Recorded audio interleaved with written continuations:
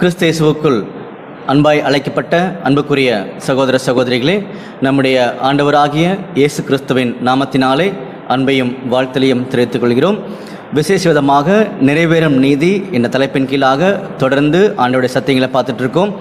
இது வரைக்கும் பார்த்தீங்கன்னா 65 பாகங்கள் பார்த்துருக்கோம். இன்றைக்கி பார்க்கக்கூடிய பாகம் பார்த்தீங்கன்னா 66ஆம் பாகத்துக்குள்ளாக நம்ம கடந்து போக போகிறோம். எந்த தலைப்பின் கீழே பார்த்துட்டு இருக்கோம்னு சொல்லி பார்த்தீங்கன்னா பிசாசின் பயம் அப்படின்னு சொல்லக்கூடிய தலைப்பில் பார்த்துட்டு இருக்கோம். அப்போ நம்முடைய தேவனாகிய கர்த்தர் பார்த்தீங்கன்னா முதல்ல இந்த பிசாசுக்கு ஒரு நியாய தீர்ப்பை ப்ரொனவுன்ஸ் பண்ணியிருந்தார்ன்ற ஒரு காரியங்களை குறித்து ஆதியாகமம் 3ஆம் அதிகாரம் 14-15 வசனங்களை படிச்சிருந்தோம். அதன் அடிப்படையில் பார்த்தீங்கன்னா தேவனாகிய கர்த்தர் ரொம்ப தெளிவாக ஒரு தண்டனையை அங்கே தீர்க்கமாக சொல்லியிருந்தார். அந்த ஒரு தீர்க்க தரிசனத்தில்ன்ற ஒரு காரியங்களை குறித்து நம்ம பார்த்துருந்தோம். அப்போ ஸ்திரீயின் வித்து பிசாசனுடைய தலையை நசுக்கும் அப்படின்னு சொல்லும்போது பிசாசுக்கு ஒரு மிகப்பெரிய பயத்தை தேவனாகிய கர்த்தர் உண்டு பண்ணிட்டார். அந்த பயத்தினால தான் ஒவ்வொருத்தர் மேலேயா சந்தேகப்படுறான். அப்போ யாரெல்லாம் தேவனாகிய கர்த்தருக்கு பிரியமாக நடக்கிறாங்களோ அவங்க எல்லார் மேலேயும் சந்தேகப்பட்டு இவங்க தான் ஸ்திரீன் வித்தா இருப்பாங்களா அப்படின்னு சொல்லி என்ன பண்ணாங்கன்னா ஒவ்வொருத்தரையா அவன் கொல்ல பார்த்தான். சில பேரை கொன்னுட்டான். சில பேரை பார்த்தீங்கன்னா தேவனுடைய கிருபையிலிருந்து வழி விலகும்படியான எல்லா வேலைகளையும் செய்து அவன் ஜெயம் கொண்டான்னு சொல்லி பிசாசானவன் நினைச்சிட்டு இருக்கான்ற ஒரு காரியங்களை குறித்து நம்ம பார்த்துருந்தோம் இல்லையா? ஆனால் தேவனாகிய கர்த்தர் தெளிவாக சொல்லியிருந்தாரு, நீ செய்யக்கூடிய எல்லா காரியத்திலுமே உனக்கு தோல்விதான் அப்படின்னு சொல்லக்கூடிய ஒரு காரியத்தை கூட நம்ம பார்த்துருந்தோம் இல்லையா? அதனால தான் இந்த பாடத்தை ரொம்ப விரிவாக நம்ம பார்த்துட்டு இருக்கோம். காரணம் என்னன்னா பிசாசானவன் செய்யக்கூடிய, அவன் போடக்கூடிய, அவன் நிறைவேற்றக்கூடிய எல்லா திட்டத்திலையும் அவன் தோல்வியை தான் சந்தித்துட்டு இருக்கிறான் அப்படின்னு ஒரு காரியங்களை பார்த்தீங்கன்னா நம்ம தெளிவாக பார்த்துருந்தோம். கடைசியாக நம்ம பார்த்த பாகத்தில் பார்த்தீங்கன்னா பிசாசானவன் இப்போ யார் மேலே சந்தேகப்பட்டிருந்தான்? நம்முடைய ஆண்டவராக இயேசு கிறிஸ்து மேல சந்தேகப்பட்டிருந்தான். ஏன் சொல்லி கவனிக்கும் போது ஒரு வசனம் படிக்கலாமா? பாருங்க, லூக்கா 1ஆம் அதிகாரம் 30ஆம் வசனம். லூக்கா 1ஆம் அதிகாரம் 30ஆம் வசனம்.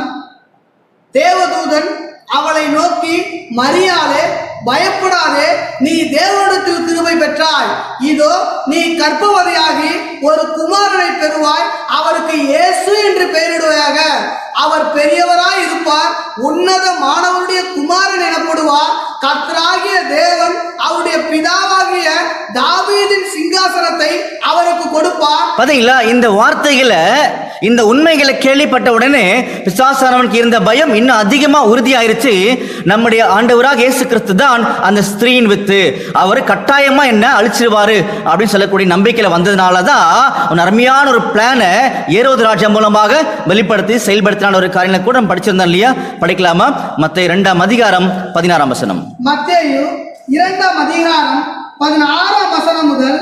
அப்பொழுது ஏரோது தான் சாஸ்திரிகளால் வஞ்சிக்கப்பட்டதை கண்டு மிகுந்த கோபம் அடைந்து ஆட்களை அனுப்பி தான் சாஸ்திரிகளிடத்தில் திட்டமாய் விசாரித்த காலத்தின்படியே பெத்லகேமிலும் அதன் சகல எல்லைகளும் இருந்த 2 வயதுக்கு உட்பட்ட எல்லா ஆண் பிள்ளைகளையும் கொலை செய்தான். பாத்தீங்களா? 2 வயதுக்குட்பட்ட எல்லா ஆண் பிள்ளைகளையும் கொலை செய்தான். காரணம் என்னன்னா பிசாசானுக்கு இருந்த பயம் அப்படின்னு சொல்லி கவனிக்கிறோம் இல்லையா? அதுக்கப்புறமா தேவனாகிய கர்த்தர் அவனுக்கு ஏற்கனவே சொல்லியிருந்த மாதிரி அந்த தோல்விகளை அங்க தெளிவாக காமிச்சிருந்தார். எப்படின்னா நம்முடைய இயேசு கிறிஸ்துவை அவர் காப்பாற்றின்னு சொல்லி கவனிக்கிறோம் இல்லையா? அதுக்கப்புறமா பிசாசானவன் எல்லா வகையிலுமே நம்முடைய இயேசு கிறிஸ்துவுடைய சொந்த ஜனங்கள் மூலமாகவே நம்முடைய ஆண்டவரை கொலை செய்யும்படியான அநேக திட்டங்களை பண்ணியிருந்தான் சொல்லி கவனிக்கிறோம். ஆனாலும் நம்முடைய இயேசு கிறிஸ்துவுடைய மரணம் தேவனால தீர்மானிக்கப்பட்டது. அதன் அடிப்படையில் அவர் மரித்தார்.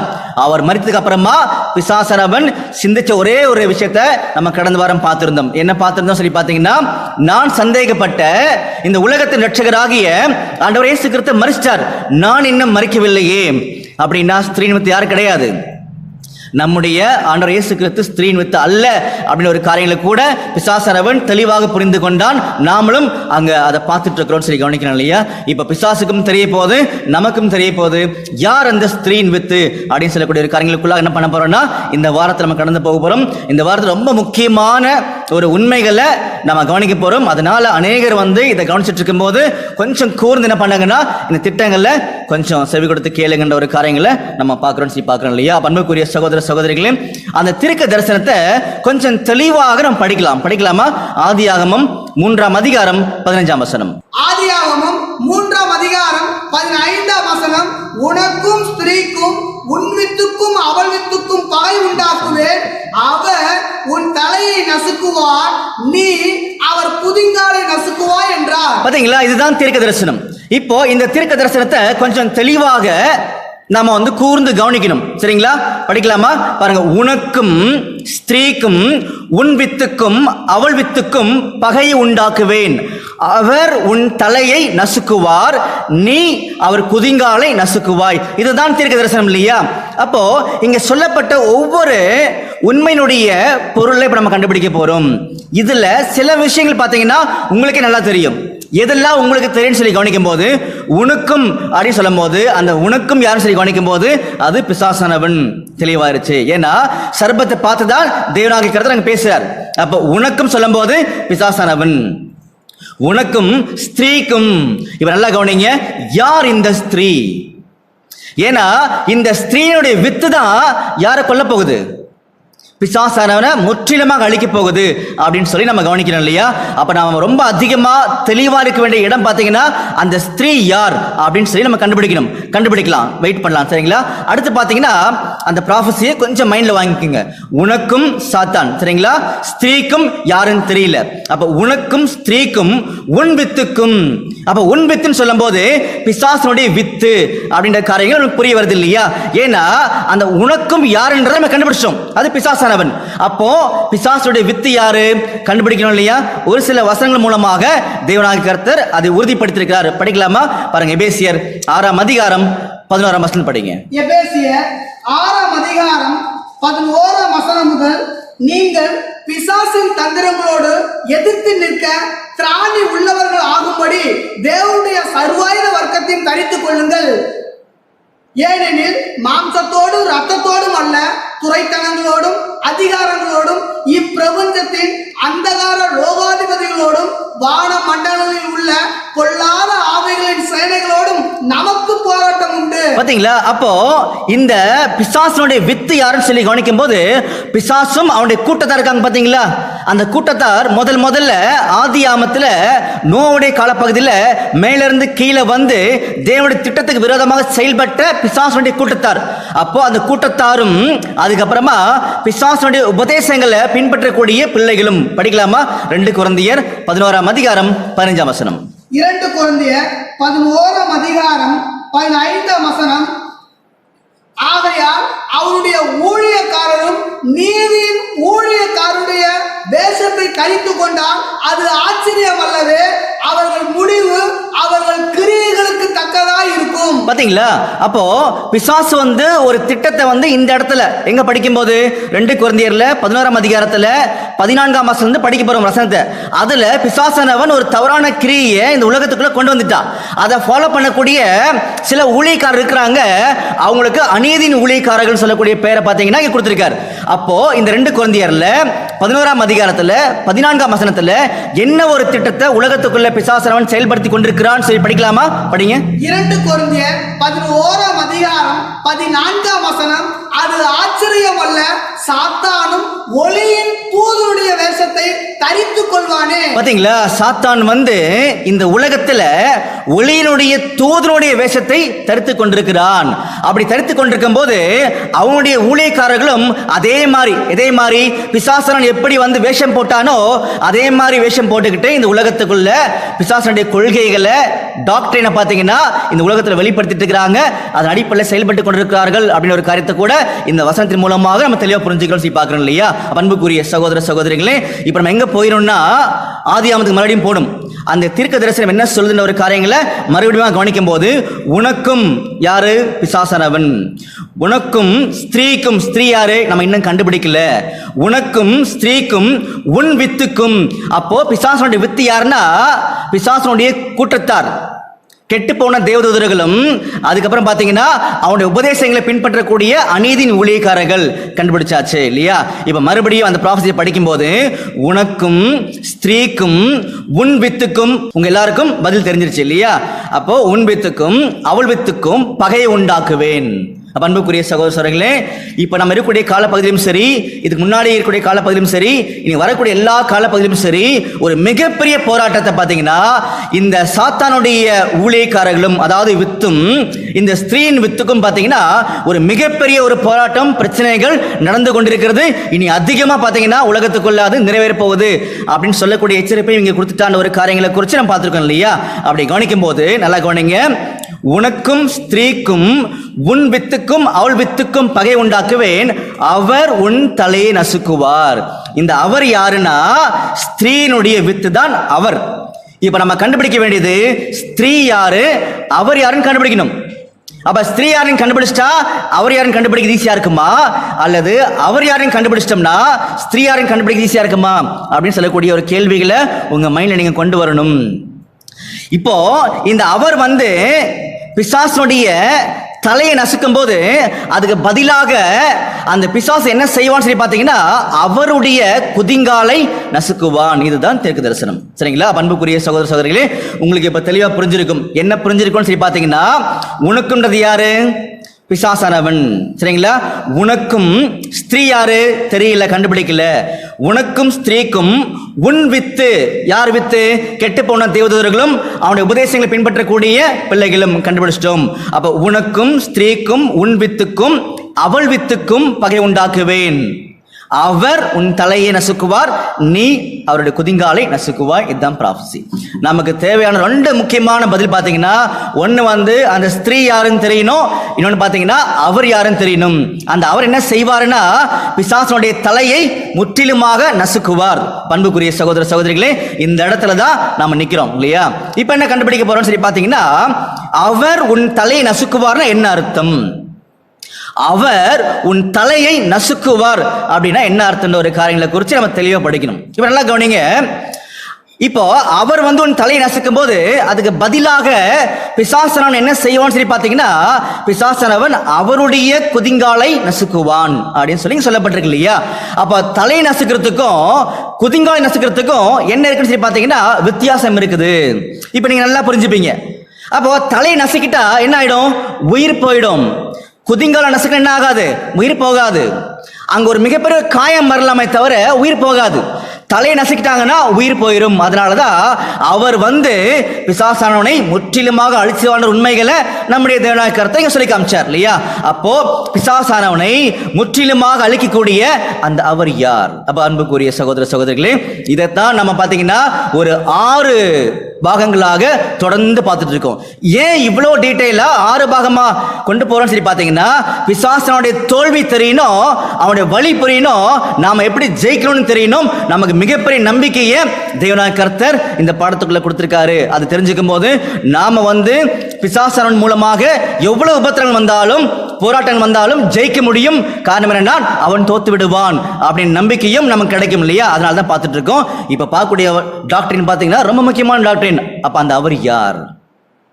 பிசாசானவனை முற்றிலுமாக அழிக்கக்கூடிய அந்த அவர் யாருன்னு தெரியணும். இப்ப நல்லா கவனிங்க. தலையை நசுக்குவார்னு சொல்றாரு இல்லையா? அப்போ இப்ப பாருங்க, தலை இருக்குது. இந்த தலையை நசுக்கிட்டா என்ன நடக்காது?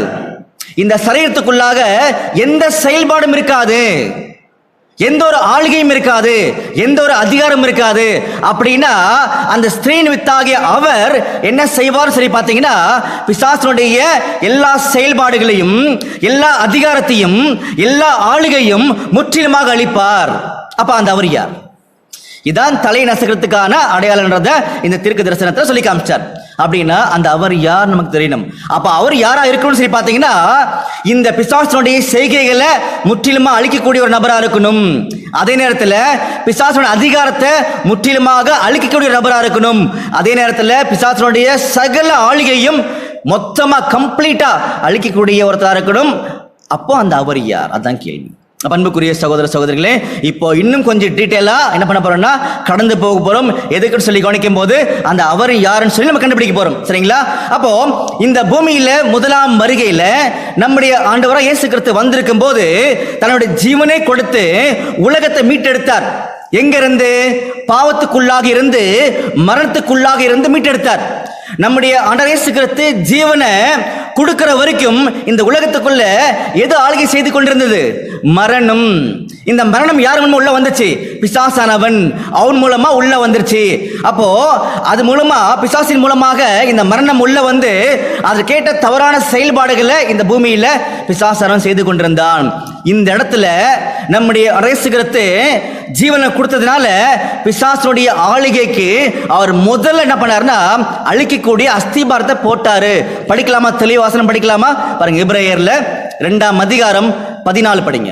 எபிரேயர் 2ஆம் அதிகாரம் 14ஆம் வசனம், ஆதலால் பிள்ளைகள் மாம்சத்தையும் இரத்தத்தையும் உடையவர்களாய் இருக்க அவரும் அவர்களைப் போல மாம்சத்தையும் இரத்தத்தையும் உடையவர் ஆனார்.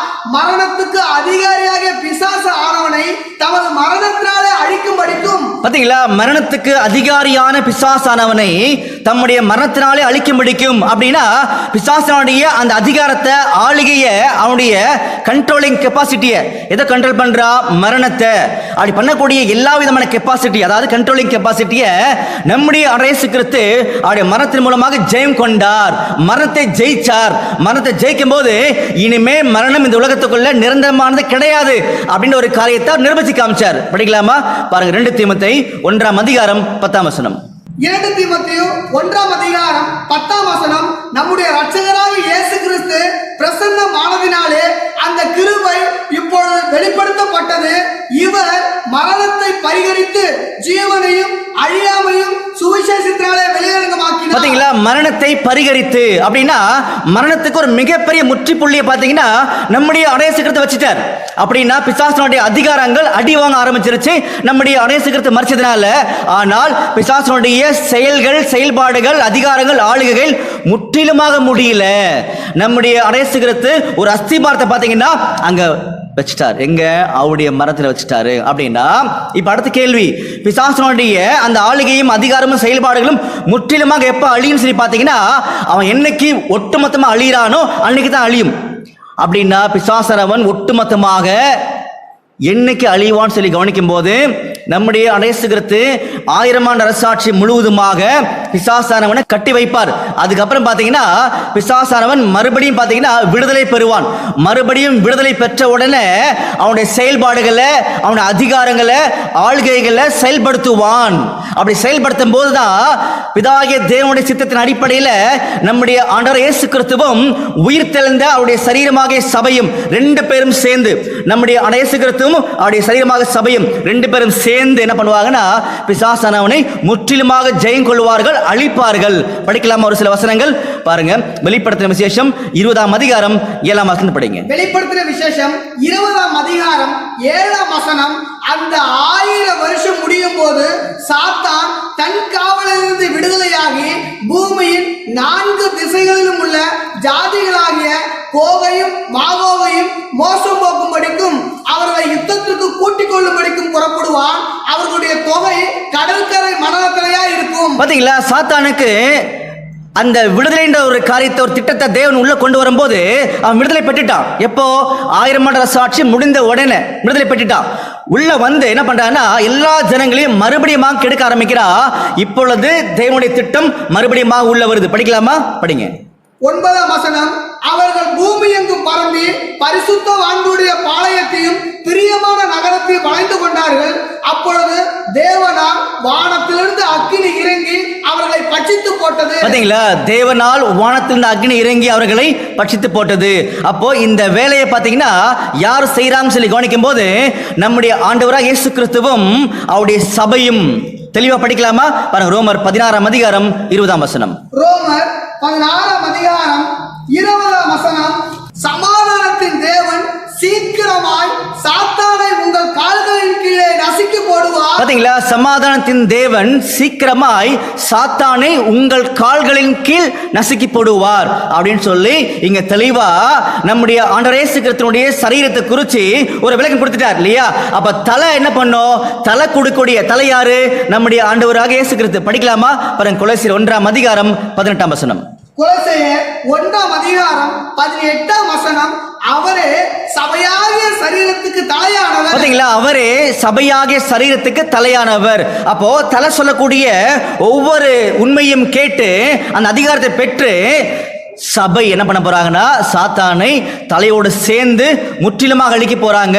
அதனால தான் பாத்தீங்கன்னா 1 கொரிந்தியர்ல 15ஆம் அதிகாரத்துல 25ஆம் வசனத்துல தெளிவான உண்மையும் சொல்லி காமிச்சார். படிக்கலாமா? 1 கொரிந்தியர் 15ஆம் அதிகாரம் 25ஆம் வசனம், எல்லா சத்துருக்களையும் தமது பாதத்துக்கு கீழாக்கி போடும் வரைக்கும் அவர் ஆளுகை செய்ய வேண்டியது. பாத்தீங்களா, எல்லா சத்துருக்களையும் பாதபடியாக்கி போடும் வரைக்கும் அவர் ஆளுகை செய்ய வேண்டியது.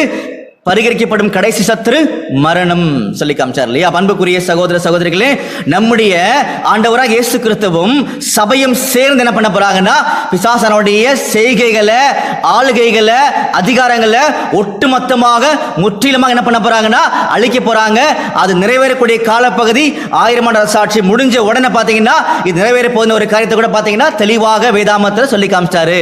அப்போ கிறிஸ்து தான் என்ன பண்ண போறாருன்னா இந்த ஸ்திரீன் வித்துன்ற ஒரு காரியத்தை குறித்து நம்ம படிச்சிருக்கோம்னு சொல்லி நம்ம தெளிவா புரிஞ்சுக்கொண்ட ஒரு காரியத்தை நல்லா புரிஞ்சுக்கோங்க.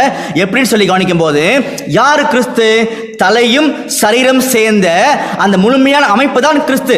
ஒரு சில வசனங்கள் படிக்கலாமா? பாருங்க. 1 கொரிந்தியர் 12ஆம் அதிகாரம் 12ஆம் வசனம். 1 கொரிந்தியர் 12ஆம் அதிகாரம் 12ஆம் வசனம், எப்படி எனில் சரீரம் ஒன்று, அதற்கு அவயங்கள் அநேகம், ஒரே சரீரத்தில் அவயங்கள் எல்லாம் அநேகமாய் இருந்தும் சரீரம் ஒன்றாகவே இருக்கிறது, அந்த பிரகாரமாக கிறிஸ்துவும் இருக்கிறார். பாத்தீங்களா? அப்போ ஒரு சரீரம் இருக்குது, அதுக்கு அவயங்கள் அநேகமா இருக்குது. அப்படி இருக்கும்போது கிறிஸ்து எப்படி இருக்கான்ற ஒரு விளக்கத்தை இங்க கொடுத்திருக்காங்க இல்லையா? இப்போ ஒரு சரீரம் இருக்குது, அவயங்கள் அநேகமா இருக்குது. அப்படி அவயங்கள் அநேகமா இருந்தா கூட சரீரம் ஒன்றுதான் அப்படின்னு சொல்லி தெளிவா சொல்லிட்டார் இல்லையா? அப்போ இந்த சரீரத்துக்கு யார் தலை? பாருங்க, எபேசியர் 1ஆம் அதிகாரம் 23ஆம் வசனம். எபேசியர் 1ஆம் அதிகாரம் 23ஆம் வசனம், எல்லாவற்றையும் எல்லாவற்றாலும் நிரப்புகிறவருடைய நிறைவாகிய சரீரமான சபைக்கு அவரை எல்லாவற்றுக்கும் மேலான தலையாக தந்தருளினார். பாத்தீங்களா? அப்போ நம்முடைய அடைசுகிறத்தான் இந்த சரீரமாகிய சபைக்கு தலையானவர் அப்படின்ற ஒரு காரியத்தை தெளிவா சொல்லி காமிச்சாரு. இந்த சரீரத்துல நிறைய அவயங்கள் இருக்குது, அந்த அவயங்களும் நாம தான்ற ஒரு காரியத்தை கூட சொல்லி காமிச்சிருக்காருல்ல. படிக்கலாமா? பாருங்க. 1 கொரிந்தியர் 12ஆம் அதிகாரம் 27ஆம் வசனம். 1 கொரிந்தியர் 12ஆம் அதிகாரம் 27ஆம் வசனம், நீங்களே கிறிஸ்துவின் சரீரமாயும் தனித்தனியே அவயங்களுமாயும் இருக்கிறீர்கள். பாத்தீங்களா? அப்ப நாம தான் கிறிஸ்துனுடைய சரீரமாயும் தனித்தனியே அவயங்களுமாக இருக்கிறோம். இன்னைக்கு அந்த அழைப்புக்குள்ள இப்ப நம்ம வந்திருக்கிறோம். அன்புக்குரிய சகோதர சகோதரிகளே, நல்லா கவனிக்கும் போது ஸ்திரீனுடைய வித்து யாருன்னா அவர். அந்த அவர் தான் யாரை முற்றிலும் அழிப்பார்னா பிசாசானவனை அழிப்பார்ன்ற ஒரு காரியத்தை குறித்து நம்ம பார்த்தோம் இல்லையா? அப்ப அவர் யார் சொல்லி கவனிக்கும் போது கிறிஸ்து. அப்ப கிறிஸ்துன்றது பாத்தீங்கன்னா இந்த பூமியில முதலாம் முறையில வந்த நம்முடைய ஆண்டவர் இயேசு கிறிஸ்து மட்டும் குறிக்காது, அவருடைய சபையும் சேர்ந்து குறிக்கும். காரணம் என்னன்னா, நம்முடைய தேவனாகிய கர்த்தருடைய திட்டம் என்னன்னு சொல்லி கவனிக்கும் போது நாம் ஒவ்வொருத்தருமே யார் மாதிரி மாறணுமா? அவருடைய குமாரனாகிய கிறிஸ்து மாதிரி மாறணும் சொல்லி காமிச்சார் இல்லையா? 2 வசனங்கள் படிக்கலாமா? பாருங்க. ரோமர் 8ஆம் அதிகாரம் 29ஆம் வசனம், கலாத்தியர் 4ஆம் அதிகாரம் 19ஆம் வசனம். ரோமர் 8ஆம் அதிகாரம் 29ஆம் வசனம், தம்முடைய குமாரன் அநேக சகோதரருக்குள்ளே முதல் பேரானவராய் இருக்கும் பொருட்டு தேவன் எவர்களை முன்னறிந்தாரோ அவர்களை தமது குமாரனுடைய சாயலுக்கு ஒப்பாயிருப்பதற்கு முன்குறித்திருக்கிறார். அன்புக்குரிய சகோதர சகோதரிகளே, தேவன் யாரை முன்குறிச்சிருக்கிறாரோ அவர்களை தம்முடைய குமாரனுடைய சாயலுக்கு ஒப்பாக இருப்பதற்கு முன்குறிச்சிருக்கிறாரு. அடுத்தது கலாத்தியர் 4:19. கலாத்தியர் 4ஆம் அதிகாரம் 19ஆம் வசனம், என் சிறு பிள்ளைகளே, கிறிஸ்து உங்களிடத்தில் உருவாகும் அளவும் உங்களுக்காக மறுபடியும் கற்ப வேதனைப்படுகிறேன். பாத்தீங்களா? என் சிறு பிள்ளைகளே, கிறிஸ்து உங்களில் உருவாகும் அளவும். அப்போ இந்த வசனங்கள் நம்ம ஏன் படிச்சோம்னு சொல்லி பாத்தீங்கன்னா, நாம கிறிஸ்துவ மாறணுன்றதுதான் பிதாகிய தேவனுடைய ஒரு திட்டம். சரிங்களா? அப்போ பிதாகிய தேவன் இந்த பூமியில அவருடைய குமாரனாகிய நம்முடைய இயேசு கிறிஸ்துவை ஏன் அனுப்பினார்னா அவர் மாறிதான் அவரை உண்மையாக பின்பற்றக்கூடிய அந்த பிள்ளைகள் மாறணுன்றது தேவனுடைய திட்டம் இல்லையா? அப்போ நம்முடைய இயேசு கிறிஸ்துவும் அவர் மாதிரி யார் வாழ்றாங்களோ அந்த சபையும் ஒன்னா சேரும்போது கிறிஸ்து முழுமை பெறுவார். அப்போ அவர்தான் கிறிஸ்து தான் யார் அழிப்பாரு? பிசாசானவனை முற்றிலுமாக அழிப்பான ஒரு காரியத்தை குறித்து நம்ம தெளிவுபடுத்தியாச்சு இல்லையா? அப்படின்னா அந்த கிறிஸ்து யாரா இருக்கணும்னு சொல்லி பார்த்தீங்கன்னா அவர் ஸ்திரீன் வித்தா இருக்கணும். கரெக்டா? அப்ப ஸ்திரீன் வித்து கிறிஸ்து அது தெளிவுபடுத்தியாச்சு.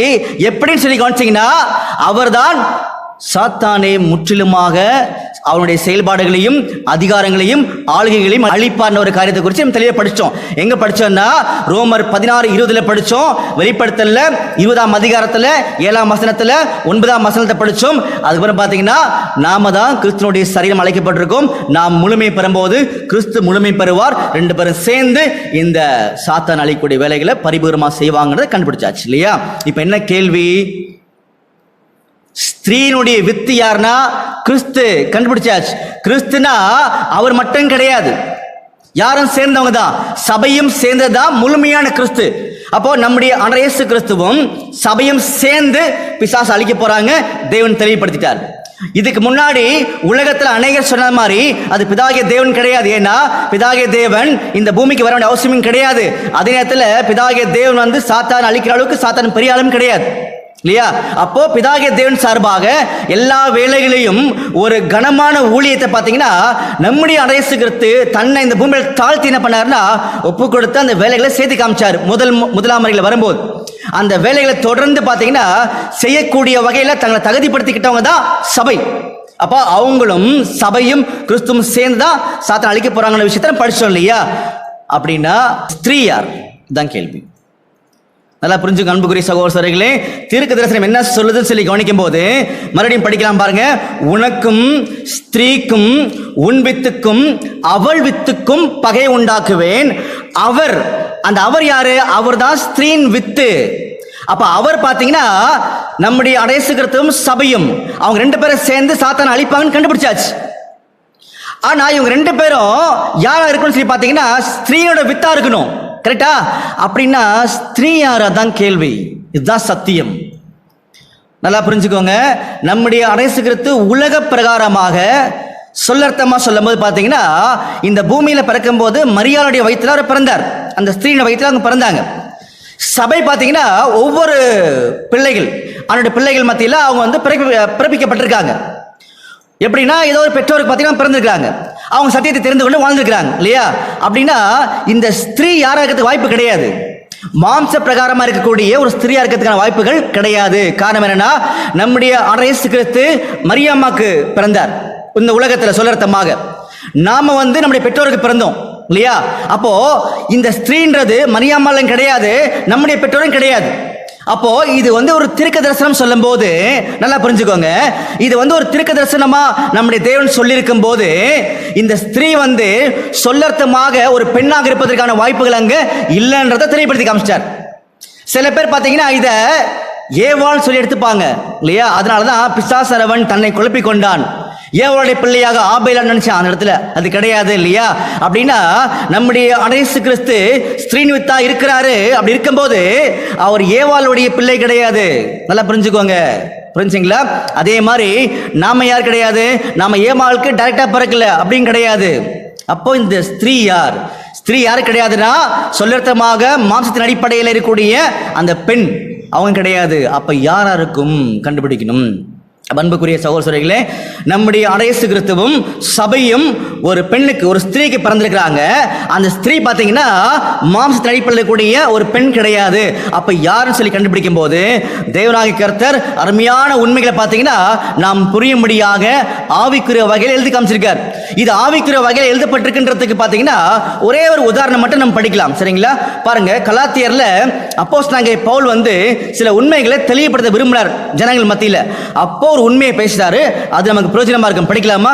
கலாத்தியர் 4ஆம் அதிகாரம் 22ஆம் வசனம். கலாத்தியர் 4ஆம் அதிகாரம் 22ஆம் வசனம் முதல், ஆபிரகாமுக்கு 2 குமாரர் இருந்தார்கள் என்று எழுதியிருக்கிறது. ஒருவன் அடிமை ஆனவனிடத்தில் பிறந்தவன், ஒருவன் சுயாதீனம் உள்ளவனிடத்தில் பிறந்தவன். அடிமையானவனிடத்தில் பிறந்தவன் மாம்சத்தின்படி பிறந்தான், சுயாதீனம் உள்ளவனிடத்தில் பிறந்தவன் வாக்குத்தத்தத்தின்படி பிறந்தான். பாத்தீங்களா? இந்த வசனத்தை நம்ம ஏன் படிக்கிறோம்னா வேதாகமத்தில் சொல்லப்பட்ட ஒவ்வொரு காரியத்துக்குள்ளேயும் ஞான அர்த்தம் உள்ளவைகள், ஞானம் அர்த்தமுள்ள ஒரு காரியங்கள் இருக்கின்றதுக்காக இப்ப படிக்கிறோம். சரிங்களா? படிங்க. கலாத்தியர் 4ஆம் அதிகாரம் 24ஆம் வசனம், இவைகள் ஞான அர்த்தம் உள்ளவைகள். பாத்தீங்களா? இவைகள் ஞான அர்த்தம் உள்ளவைகள். எவைகள்? ஆபிரகாமுக்கு 2 குமாரர்கள் இருக்காங்கல்ல, அந்த 2 குமாரர்களும் 2 ஸ்திரீக்கு பிறந்திருக்காங்கல்ல. அப்போ இதுக்குள்ள ஒரு ஞான அர்த்தம் இருக்குன்றது சொல்லி காமிக்கிறாரு. படிங்க. அந்த ஸ்திரீகள் 2 ஏற்பாடுகளாம். அந்த ஸ்திரீகள் 2 ஏற்பாடுகளாம். என்ன ஏற்பாடு? அநேகர்கிட்ட இந்த உலகத்துல கேட்கும்போது தெளிவான பதில சொல்லுவாங்க. 2 ஏற்பாடுகள் எது? ஒன்னு பழைய ஏற்பாடு, ஒன்னு புதிய ஏற்பாடுன்னு சொல்லுவாங்க இல்லையா? அது வேதத்துக்கு முற்றிலுமாக எதிராக இருக்கக்கூடிய ஒரு கருத்து. அது கிடையாது. 2 ஏற்பாடுன்னு சொல்லும் போது அது எதுன்றத அவரே சொல்லிட்டார். படிக்கலாமா? அந்த ஸ்திரீகள் 2 ஏற்பாடுகளாம். ஒன்று சீனாய் மலையில் உண்டான ஏற்பாடு, அது அடிமைத்தனத்திற்கு உள்ளாக பிள்ளை பெறுகிறது. பாத்தீங்களா? ஒன்று சீனாய் மலையில் உண்டான ஏற்பாடு, அது அடிமைத்தனத்துக்குள்ளாக பிள்ளை பெறுகின்றதுன்னு சொல்லி காமிச்சாரு. அது ஆகார் என்பவள் தான். அது ஆகார் என்பவள் தானே அப்படின்ற ஒரு காரியத்தை கூட இங்க தெளிவுபடுத்தி காமிச்சார் இல்லையா? ஆகார் என்பது அரபி தேசத்தில் உள்ள சீனாய் மலை. அந்த ஆகார் இப்பொழுது இருக்கிற எருசலேமுக்கு சரி, இவள் தன் பிள்ளைகளோடு கூட அடிமைப்பட்டு இருக்கிறாளே. பாத்தீங்களா? அப்போ ஒரு ஏற்பாடு சொல்லி கவனிக்கும் போது அது நியாய பிரமாணத்தை அடையாளப்படுத்துகின்ற ஒரு காரியமா இருக்கின்ற ஒரு விஷயத்தை இங்க சொல்லி காமிச்சார். புரிஞ்சுங்களா? அடுத்தது 26ஆம் வசனம், மேலான எருசலேமோ. பாத்தீங்களா? மேலான எருசலேமோ அப்படின்னு சொல்லி யார் அடையாளப்படுத்துறாரு? முன்னாடி வசனத்துல அந்த அடிமைத்தனத்துக்குரிய ஒரு பிள்ளையை குறித்து பேசும்போது அவங்க யாருக்கு பிறந்தவங்க? ஆகாருக்கு பிறந்தவங்க. அப்ப ஆகாருக்கு பிறந்தது யாரு? இஸ்மவேல் இல்லையா? அப்போ ஆகாருக்கு பிறந்த இஸ்மவேல் இந்த இடத்துல இன்னொரு பிள்ளை பிறக்க போகுது. அந்த பிள்ளை யாருக்கு பிறந்துட்டாங்கன்னு சொல்லக்கூடிய வகையில பேசாரு பாருங்க. மறுபடியும் படிங்க. கலாத்தியர் 4ஆம் அதிகாரம் 26ஆம் வசனம், மேலான எருசலேமோ சுயாதீனம் உள்ளவள். பாத்தீங்களா? மேலான எருசலேமோ சுயாதீனம் உள்ளவள், அவளே நம் எல்லாருக்கும் தாயானவள். பாருங்க, ஒரு அருமையான வார்த்தையை பேசுற இடத்துல அவளே நாம் எல்லாருக்கும் தாயானவள். அப்ப எல்லாருக்கும் தாயானவள் யாரு? மேலான எருசலேம் சொல்லி காமிக்கிறார் இல்லையா? அப்ப மேலான எருசலேம் சொல்லி அவர் யார் அடையாளப்படுத்தி காமிக்கிறாரு? தொடர்ந்து படிங்க. 27ஆம் வசனம், அந்தபடி பிள்ளை பெறாத மகடியே மகிழ்ந்திரு. பாத்தீங்களா? அப்போ மேலான எருசலேம் சொல்லி அவர் யார் டைரக்டா கை காமிக்கிறான்னு சொல்லி கவனிக்கும் போது அந்தபடி பிள்ளை பெறாத மலடியே மகிழ்ந்து களி கூறுன்னு சொல்லி காமிக்கிறார். அப்போ ஆபிரகாமுக்கு முதல்ல 2 மனைவிகள் இருந்தாங்க. ஒன்னு பாத்தீங்கன்னா சாராள் இருக்கிறாங்க, இன்னொன்னு பாத்தீங்கன்னா அவருடைய அடிமை பெண்ணாகிய ஆகார் இருக்கிறாங்க. இதுல யாருக்கு பிள்ளை இல்லை? முதல்ல சாராளுக்கு பிள்ளை இல்லை. பிள்ளை இல்லாத ஒரு மலடியாக அந்த அம்மா வெகு காலமாக இருந்தாங்க. சரிங்களா? படிக்கலாமா? பாருங்க. ஏசாயா 54ஆம் அதிகாரம் 1ஆம் வசனம். ஏசாயா 54ஆம் அதிகாரம் 1ஆம் வசனம், பிள்ளை பெறாத மலடியே மகிழ்ந்து பாடு, கற்பு வேதனை படாதவளே கம்பீரமாய் பாடி ஆனந்த சத்தமிடு. வாழ்க்கை பட்டவனுடைய பிள்ளைகளை பார்க்கிலும் அநாத ஸ்திரீயினுடைய பிள்ளைகள் அதிகம் என்று கர்த்தர் சொல்கிறார். பாத்தீங்களா? தேவனாகிய கர்த்தர் இது ஏற்கனவே தீர்க்கதரிசனமாக சொல்லி வச்சிட்டார். அப்ப பாத்தீங்கன்னா ஏறக்குறைய 90 வயசு வரைக்கும் பாத்தீங்கன்னா யாருக்கு பிள்ளை இல்ல? சாராளுக்கு பிள்ளை இல்லை. அந்த அம்மா மலடியா இருக்கிறாங்க. 90வது வயசுல தான் குறித்த நாள்ல பாத்தீங்கன்னா அந்த பிள்ளை பிறக்க ஆரம்பிக்குது. அப்ப அதுக்கு முன்னாடி வரைக்கும் இந்த சாராளாகிய மேலான எருசலேம் பாத்தீங்கன்னா சுயாதீனம் உள்ளவள். அவங்க என்ன கிடையாது? பிள்ளை இல்லைன்ற ஒரு காரியத்தை குறித்து சொல்லி காமிக்கிறார் இல்லையா? இப்ப தொடர்ந்து கலாத்தியர் படிக்கலாமா? கலாத்தியர் 4ஆம் அதிகாரம் 27ஆம் வசனம், அந்தபடி பிள்ளை பெறாத மலடியே மகிழ்ந்திரு, கற்ப வேதனை படாதவளே கடிப்பாய் எழுப்பி ஆர்ப்பரி. புருஷன் உள்ளவர்களை பார்க்கிலும் அநாத ஸ்திரீக்கு அதிக பிள்ளைகள் உண்டு என்று எழுதியிருக்கிறது. பாத்தீங்களா? அப்போ இந்த இடத்துல சாராள் யாருடைய மனைவி? ஆபிரகாமுடைய மனைவி. நல்லா புரிஞ்சுக்கோங்க. முக்கியமான விளக்கத்துக்குள்ள உள்ள போறேன். இப்போ சாராள் ஆபிரகாமுடைய மனைவின்னு சொல்லி பாக்குறேன் இல்லையா? அப்போ ஆபிரகாம் கூட இந்த சாராள் சேர்ந்துட்டாங்க. ஆனா சேர்ந்துக்கு அப்புறம் பாத்தீங்கன்னா அவங்க என்ன இல்ல? பிள்ளை இல்ல. ரொம்ப நாள் பிள்ளை இல்ல. அப்போ ரொம்ப நாள் பிள்ளை இல்லாம இருந்து ஒரு பிள்ளை பிறக்கிறாங்க. அந்த பிள்ளை தான் யாரு? ஈசாக்கு. ஒரு குறித்த நாள் அவர் பிறந்தார் இல்லையா? பாருங்க. ஆதியாகமம் 21ஆம் அதிகாரம் 5ஆம் வசனம். ஆதியாகமம் 21ஆம் அதிகாரம் 5ஆம் வசனம், தன் குமாரனாக ஈசாக்கு பிறந்தபோது ஆபிரகாம் 100 வயதாய் இருந்தான். பாத்தீங்களா? அன்புக்குரிய சகோதர சகோதரிகளே, நல்லா கவனிச்சுக்கோங்க. முதல்ல தேவனாகிய கர்த்தர் ஒரு திட்டத்தை உள்ள கொண்டு வரும்போது ஆபிரகாம் மூலமாக, இது ஆபிரகாம், இது சாராள். சரிங்களா? அப்போ இந்த சாராள் ஆபிரகாம் கூட சேர்ந்துட்டாங்க. அப்படி சேரும்போது ரொம்ப நாள் என்ன கிடையாது? அவங்களுக்கு பிள்ளை கிடையாது. ஆனால் குறித்த நேரத்தில் ஒரு பிள்ளை வெளியே வந்தது. அதுதான் நம்முடைய ஈசாக்குன்னு சொல்லி கவனிக்கிறோம் இல்லையா? அப்போ இதெல்லாமே ஞான அர்த்தம் உள்ளவைகள். இதுல என்ன ஒரு பொருளை சொல்ல வரான்னு சொல்லி கவனிக்கும் போது தொடர்ந்து படிங்க.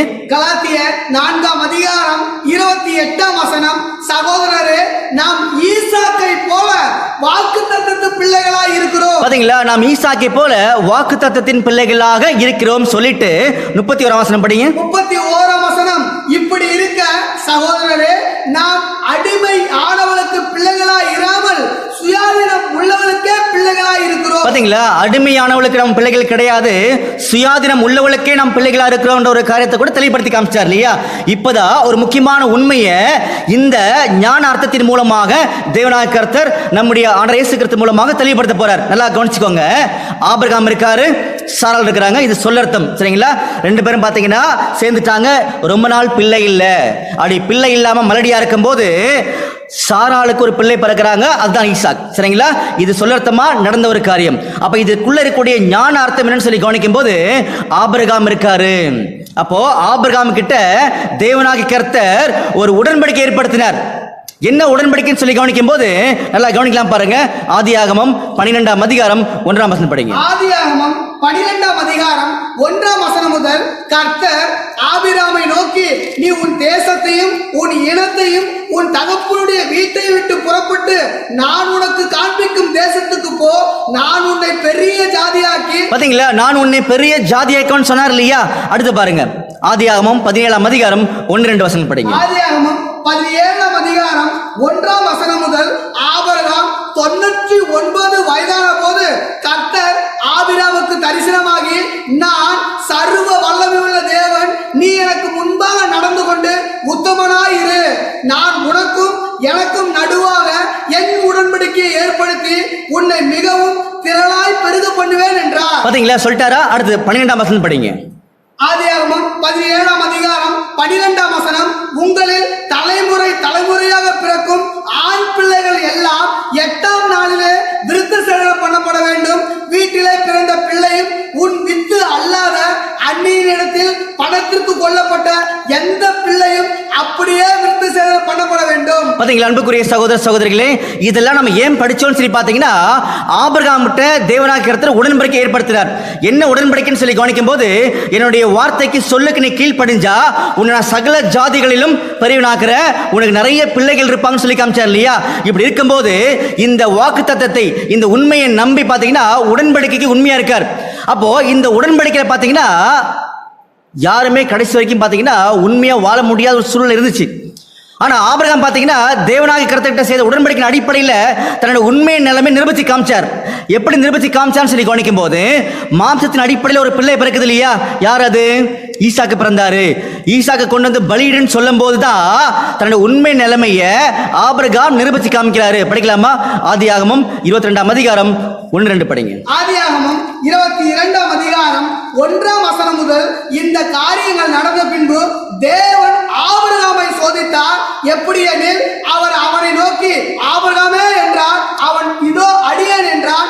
அப்பொழுது அவர், உன் புத்திரனும் உன் ஏகசுதனும் உன் நேசகுமாரனுமாக ஈசாக்கை நீ இப்பொழுது அழைத்துக் கொண்டு மோரியா தேசத்துக்கு போய் அங்கே நான் உனக்கு குறிக்கும் மலைகளில் ஒன்றின் மேல் அவனை தகன பலியாக பலியிடு என்றார். பாத்தீங்களா?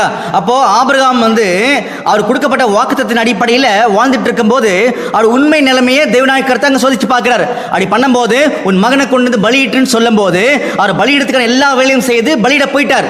அந்த நேரத்தில் தேவனாகிய கர்த்தர் நிறுத்துப்பா அப்படின்னு சொல்லிட்டார் இல்லையா? பாருங்க 10ஆம் வசனம் படிங்க. ஆதியாகமம் 22ஆம் அதிகாரம் 10ஆம் வசனம், பின்பு ஆபிரகாம் தன் குமாரனை வெட்டும்படிக்கு தன் கையை நீட்டி கத்தியை எடுத்தான். அப்பொழுது கர்த்தருடைய தூதனானவர் வானத்திலிருந்து ஆபிரகாமே ஆபிரகாமே என்று கூப்பிட்டார். அவன் இதோ அடியேன் என்றான். பாத்தீங்களா? அப்போ அந்த பிள்ளைய கொல்ல வேண்டாம்னு சொல்லி தேவனாகிய கர்த்தர் நிறுத்திட்டார். இப்படி நிறுத்தின உடனே ஆபிரகாம் கிட்ட ஒரு மிகப்பெரிய ஆசீர்வாதத்தை தேவனாகிய கர்த்தர் சொல்ல போறாரு, சொல்லிட்டாரு. நம்ம பார்த்திருக்கோம் இல்லையா? நல்லா புரிஞ்சுக்கோங்க. ஆபிரகாம் கிட்ட உடன்படிக்கை பண்ணி அந்த உடன்படிக்கையில் உனக்கு பிள்ளை கொடுப்பேன்னு சொன்னாரு. பிள்ளை கொடுத்தாரு. அந்த பிள்ளையை பலியிடும்படி சொன்னாரு. அவரும் பலியிட போனாரு. தேவனாகிய கர்த்தர் நிறுத்திட்டு ஒரு மிகப்பெரிய ஆசீர்வாதத்தை இங்க கொண்டு வந்துட்டார். அது என்ன ஆசீர்வாதம்? படிக்கலாமா? பாருங்க. ஆதியாகமம் 22ஆம் அதிகாரம் 17ஆம் வசனம். ஆதியாகமம் 22ஆம் அதிகாரம் 17ஆம் வசனம், நான் உன்னை ஆசீர்வதிக்கவே ஆசீர்வதித்து உன் சந்ததியை வானத்து நட்சத்திரங்களைப் போலவும் கடற்கரை மணலைப் போலவும் பெருகவே பெருக பண்ணுவேன் என்றும். அப்ப அன்புக்குரிய சகோதர சகோதரிகளே, இந்த வார்த்தையை கொஞ்சம் தெளிவா கவனிச்சிருங்க. இதுதான் நம்முடைய பாடத்தினுடைய ஒட்டுமொத்த முடிவை நிர்ணயிக்க போகுது. என்ன சொன்னார் சரி கவனிச்சீங்கன்னா, ஆபிரகாமே உன்னுடைய சந்ததிய வானத்து நட்சத்திரம் போல கடற்கரை மணலை போல நான் பெருகவே பெருக பண்ணுவேன் சொல்லிட்டாரா? அப்படின்னா ஆபிரகாமுடைய சந்ததி தான் வானத்து நட்சத்திரமா இருந்து ஒட்டுமொத்த உலகத்தை என்ன பண்ணா ஆளுகை செய்யும், ஒளி கொடுக்கும் அப்படின்ற வகையில இந்த தீர்க்க தரிசனம் சொல்லிட்டார் இல்லையா? அப்படின்னா ஆபிரகாமுடைய சந்ததி யாரு? இதுதான் கேள்வி. அன்புக்குரிய சகோதர சகோதரிகளே, நல்லா புரிஞ்சுக்கோங்க. எப்படி ஆபிரகாம் கூட இந்த சாரால் சேர்ந்திருக்கும் போது ரெண்டு பேருக்கும் ரொம்ப காலமா பிள்ளை இல்லையோ, அந்த மாதிரி ஆபிரகாம் கிட்ட தேவனாகிய கர்த்தர் ஒரு உடன்படிக்கை ஏற்படுத்தி இருந்தார். அந்த உடன்படிக்கைக்கு மனப்பூர்வமா கீழ்ப்படிஞ்சு தங்களுடைய உண்மை நிலைமைய யாருமே நிரூபிக்க முடியல.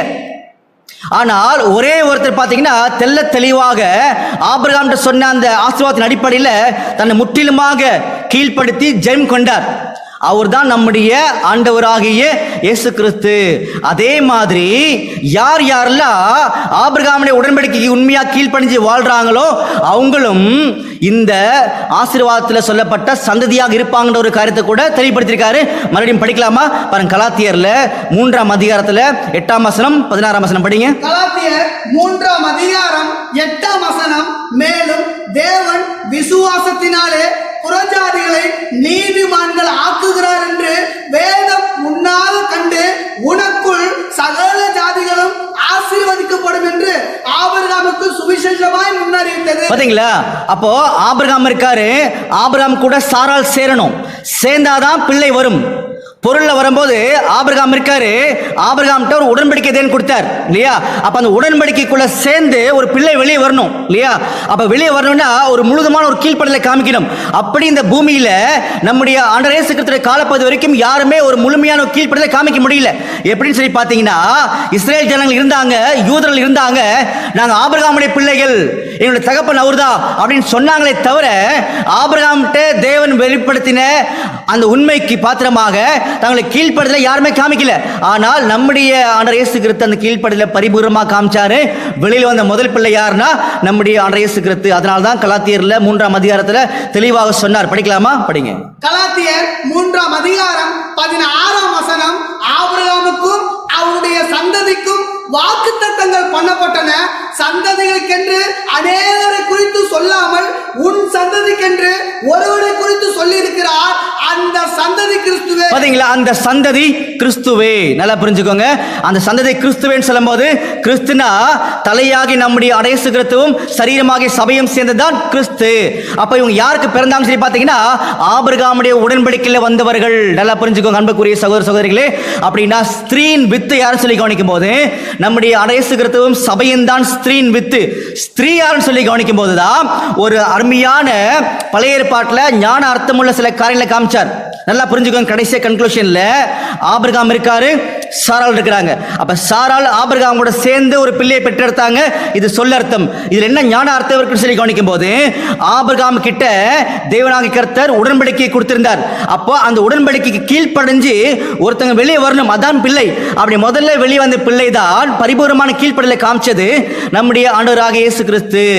அப்ப அவர் மாதிரியே யார் யாரெல்லாம் கீழ்ப்படிதலை காமிக்கிறாங்களோ அவங்களும் நம்முடைய இயேசு கிறிஸ்து மாதிரியே பரிபூர்ணமாக மாறிடுவாங்கன்ற ஒரு காரியத்தை கூட சொல்லி காமிச்சார் இல்லையா? அப்போ அந்த ஸ்திரீ யாருன்னா நம்முடைய மேலான எருசலேம் ஆகிய சாரால் ஆகிய ஆபிரகாமின் உடன்படிக்கை தான் அந்த ஸ்திரீ.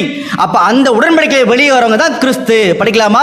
கலாத்தியர் 3ஆம் அதிகாரம் 27ஆம் வசனம். கலாத்தியர் 3ஆம் அதிகாரம் 27ஆம் வசனம், ஏனெனில் உங்களில் கிறிஸ்துவுக்கு உள்ளாக ஞானஸ்தானம் பெற்றவர்கள் எத்தனை பேரோ அத்தனை பேரும் கிறிஸ்துவை தரித்துக் கொண்டீர்களே. யூதன் என்றும் கிரேக்கர் என்றும் இல்லை, அடிமை என்றும் சுயாதீனம் என்றும் இல்லை, ஆண் என்றும் பெண் என்றும் இல்லை, நீங்கள் எல்லாரும் கிறிஸ்து இயேசுவுக்குள் ஒன்றாய் இருக்கிறீர்கள். நீங்கள் கிறிஸ்துவின் உடையவர்கள் ஆனால் ஆபிரகாமின் சந்ததி. பாத்தீங்களா? நீங்கள் கிறிஸ்துவை உடையவர்கள் ஆனால் ஆபிரகாமுடைய சந்ததி நீங்க தான் அப்படின்னு சொல்லி காமிக்கிறார். பாத்தீங்களா? படிங்க.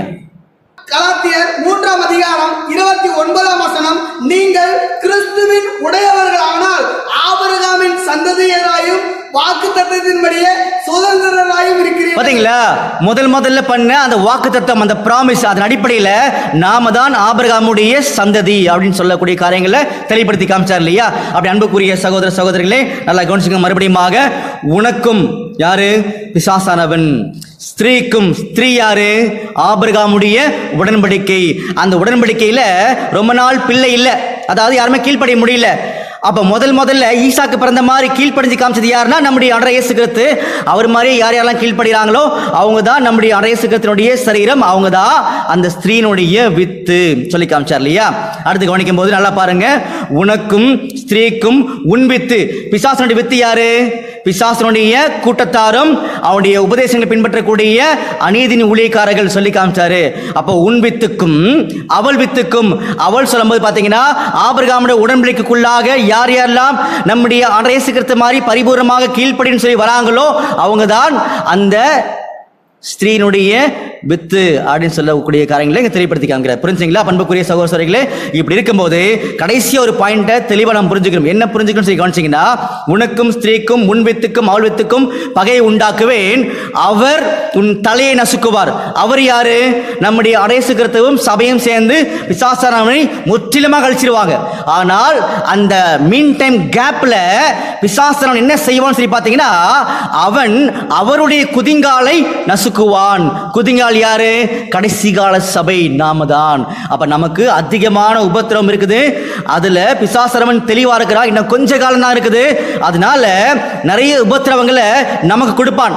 ஏன்னு சொல்லி பார்த்தீங்கன்னா, அவன் ஆதியாமத்திலிருந்து முதல்ல யார் யாரெல்லாம் தேவனாய கர்த்தருடைய உண்மைகளை தெரிந்து கொண்டு கீழ்ப்படின்னு சொல்லக்கூடிய வாழ்க்கைகளை உள்ள வராங்களோ, ஆபேல் மாதிரி எல்லார் மேலேயும் சந்தேகப்பட்டு எல்லாரையும் கொலை செய்து இந்த திட்டத்தில் வெளியே அனுப்பினான் இல்லையா? அதே மாதிரி இப்ப நமக்கு தெரிஞ்சிருச்சு, நாம தான் பிசாசானவனை நம்முடைய ஆண்டவர் இயேசு கிறிஸ்து மூலமாக கொலை செய்ய போறோம், அழிக்க போற உண்மைகளை நாம் தெரிந்து கொண்டோம் சொல்லி பிசாசானவன் இப்ப தெரிந்து கொண்டான். அதனால அவன் நம்மை அழிக்கிறதுக்கான எல்லா வேலைகளையும் செய்ய ஆரம்பிச்சிட்டான். படிக்கலாமா? பாருங்க, வெளிப்படுத்தின விசேஷம் 12ஆம் அதிகாரம் 12ஆம் வசனம். வெளிப்படுத்தின விசேஷம் 12ஆம் அதிகாரம் 12ஆம் வசனம். ஆகையால் பரலோகங்களே, அவைகளில் வாசமாய் இருக்கிறவர்களே, கலிகூறுங்கள். பூமியிலும் சமுத்திரத்திலும் குடியிருக்கிறவர்களே, ஐயோ, பிசாசானவன் தனக்கு கொஞ்சம் காலம் மாத்திரம் உண்டென்று அறிந்து மிகுந்த கோபம் கொண்டு உங்களிடத்துக்கு இறங்கினவரையால் உங்களுக்கு ஆபத்து வரும் என்று சொல்ல கேட்டேன். பாத்தீங்களா, நமக்கு ஆபத்து வரும் என்று சொல்ல கேட்டேன். ஆனாலும் நம்முடைய சர்வ வல்லமையுள்ள பிதாகிய தேவன் நம்முடைய இயேசு கிறிஸ்து மூலமாக நம்மோடு இருக்கிறார். அப்படி இருக்கும்போது நாம் பிசாசை ஜெயிக்க முடியும். காரணம் என்னன்னா, பிசாசுடைய ஒவ்வொரு திட்டத்திலையும் அவனுக்கு தோல்விதான். அன்புக்குரிய சகோதரர்களே, பிசாசுடைய பயத்தை தேவனாய கர்த்தர் நம்ம கிட்ட தெளிவுபடுத்தி காமிச்சாரு. நாம என்ன பண்ணணும்னு சொல்லி பாத்தீங்கன்னா, இன்னும் அதிகமா பயபக்தியோட கர்த்தருக்கு பயப்படுதலே ஞானத்தின் ஆரம்பம். அப்படி பயந்து பிசாசானவனை ஜெயிக்கணும். எப்படி ஜெயிக்க முடியும்? இந்த விசுவாசத்துல உறுதியா நிற்கும் போது பிசாசானவனை என்ன பண்ண முடியும்னா நாம ஜெயிக்க முடியும். படிக்கலாமா? 1 பேதுரு 5ஆம் அதிகாரம் 8ஆம் வசனம். 1 பேதுரு 5ஆம் அதிகாரம் 8ஆம் வசனம். தெளிந்த புத்தி உள்ளவர்களாயிருங்கள், விழித்திருங்கள், ஏனெனில் உங்கள் எதிராளியாக பிசாசானவன் கர்ச்சிக்கிற சிங்கம் போல் எவனை விழுங்கலாமோ என்று பகை தேடி சுற்றித் திரிகிறான். அன்புக்குரிய சகோதர சகோதரிகளே, விசேஷ விதமாக நம்முடைய பிதாகிய தேவன் இந்த ஸ்திரீயின் வித்து, அதாவது பிசாசின் பயம் சொல்லக்கூடிய தலைப்பில் அநேக உண்மைகளை நம்மளுக்கு முன்னாடி அவர் பகிர்ந்திருக்கிறார். இந்த உண்மைகளை நல்லா தெளிவாக நீங்க படிச்சுக்கோங்க, புரிஞ்சுக்கோங்க. சந்தேகம் இருக்கிறவங்க மறுபடியுமாக நீங்க என்ன பண்ணுங்கன்னா ஒரு மெசேஜ் அனுப்புங்க. சில தெளிவுகளை இன்னும் அதிகமாக கொடுக்கக்கூடிய வாய்ப்புகள் இருக்குன்னு சொல்லி நம்ம கவனிக்கிறோம். அப்போ இந்த ப்ராஃபஸியில் அவர் என்ன சொல்ல வரான ஒரு காரியங்களை குறித்து மறுபடியும் ரிவைஸ் பண்ணி முடிச்சிடலாமா? படிக்கலாம் பாருங்க. ஆதியாகமம் 3ஆம் அதிகாரம் 14-15 படிங்க. ஆதியாகமம் 3ஆம் அதிகாரம் 14ஆம் வசனம் முதல். அப்பொழுது தேவனாகிய கர்த்தர் சர்ப்பத்தை பார்த்து நீ இதை செய்தபடியால் எதை வஞ்சகமாக இந்த மனுக்குலத்தை ஏமாற்றபடினால சகல நாட்டு மிருகங்களிலும் சகல காட்டு மிருகங்களிலும் சபிக்கப்பட்டிருப்பாய். நீ உன் வயிற்றினால் நகர்ந்து உயிரோடு இருக்கும் நாளெல்லாம் மண்ணை தின்பாய். பாத்தீங்களா, உயிரோடு இருக்கும் நாளெல்லாம் மண்ணை தின்பாய் அப்படின்னா நீ செய்யக்கூடிய ஒவ்வொரு செயல்பாட்டிலும் தோல்விதான்றத தீர்க்கமாக அங்க சொல்லிட்டாரு. அடுத்தது, உனக்கும் ஸ்திரீக்கும். உனக்கும் யாரு? சாத்தானை பத்தி பேசிட்டு இருக்காரு. ஸ்திரீ யாரு? ஆபிரகாமின் உடன்படிக்கை. புரிஞ்சுங்களா? ஸ்திரீ யாருன்னா ஆபிரகாமின் உடன்படிக்கை. அப்போ அந்த சாரால் யாரை அடையாளப்படுத்துறாங்க சொல்லி கவனிக்கும் போது ஆபிரகாமின் உடன்படிக்கை அடையாளப்படுத்துறாங்க. புரிஞ்சுங்களா? அடுத்தது, உனக்கும் ஸ்திரீக்கும் உன் வித்துக்கும் அவள் வித்துக்கும். உன் வித்து யாரு? பிசாசனுடைய கூட்டத்தாரும் அவனுடைய உபதேசங்களை கீழ்ப்படக்கூடிய அநீதியின் ஊழியக்காரர்களும். உன் வித்துக்கும் அவள் வித்துக்கும். அவள் வித்து யாரு? அவள் வித்துன்னு சொல்லும்போது ஆபிரகாம் உடன்படிக்கைக்குள்ளாக வந்து கீழ்ப்படியக்கூடிய எல்லா பிள்ளைகளும். பகை உண்டாக்குவேன். பகை உண்டாக்குவேன்னா ஒரு மிகப்பெரிய விசுவாச போராட்டம் நடக்கும். அவர் உன் தலையை நசுக்குவார். அவர் யாரு? ஸ்திரீ ஆகிய ஆபிரகாமின் உடன்படிக்கையில கீழ்ப்படியில பரிபூர்ணமா காமிச்ச நம்முடைய ஆண்டவர் இயேசு கிறிஸ்துவும் காமிக்க போற சபையும் சேர்ந்ததுதான் அவர். அவர் உன் தலையை நசுக்குவார். அப்ப பிசாசுடைய கம்ப்ளீட் செயல்பாடுகள அதிகாரத்தை வல்லமைய நம்முடைய இயேசு கிறிஸ்துவும் சபையும் சேர்ந்து அழிப்பாங்க. 1000 ஆண்டு சாட்சி முடிஞ்ச உடனே நீ அவர் குதிங்காலை நசுக்குவாய் என்றார். அந்த சாத்தான் அழிவுக்கு முன்னாடி என்ன செய்வானா, கடைசி கால சபையா இருக்கக்கூடிய தேவனுடைய பிள்ளைகள் இருக்காங்க இல்லையா, நம்ம இருக்கோம் இல்லையா, நம்ம அதிகமான உபத்திரத்தை கொடுப்பான் சாத்தான். ஆனாலும் விசுவாசிக்கிறவன் பதறான். உங்கள் விசுவாசமே உலகத்தை ஜெயிக்கிற ஜெயம் சொல்லி காமிச்சார். அன்புக்குரிய சகோதரர்களே, இதுவரைக்கும் பொறுமையாக கேட்டவர்கள் அனைவரையும் ஆண்டவர் இயேசு கிறிஸ்து தாமே ஆசீர்வதிப்பாராக. இன்னும் அநேக உண்மைகளை தெரிந்து கொள்ளும்படி தேவன் தாமே கிருபை செய்வாராக. ஆமென்.